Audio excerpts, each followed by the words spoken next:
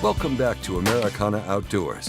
Smith Wesson Performance Center's Tony Milley and Wade Middleton are preparing to go out after hours and use a thermal scope to hunt wild hogs. Hunting strategies when it comes to hogs. I believe a hog has a great sense of smell. I believe that they've got a good solid sense of hearing and a decent set of eyes. But I really think when I look at the times where I've gotten busted by a hog, a lot of times it's very scent related.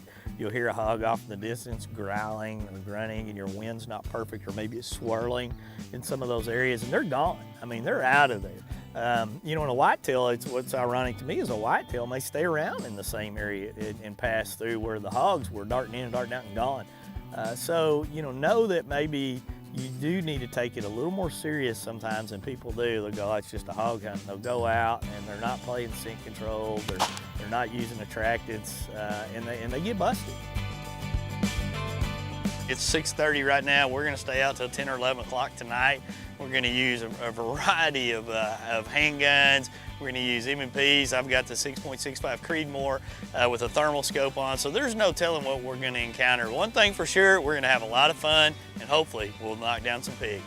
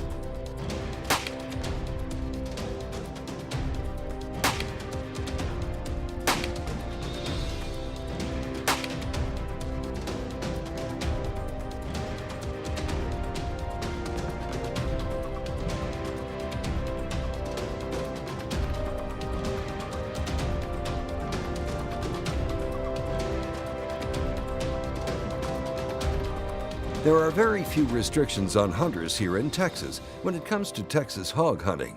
However, please check your local regulations before you go out chasing hogs. Wild hogs seem to be able to survive almost any climate or condition, and they really have no natural predators to threaten them as well.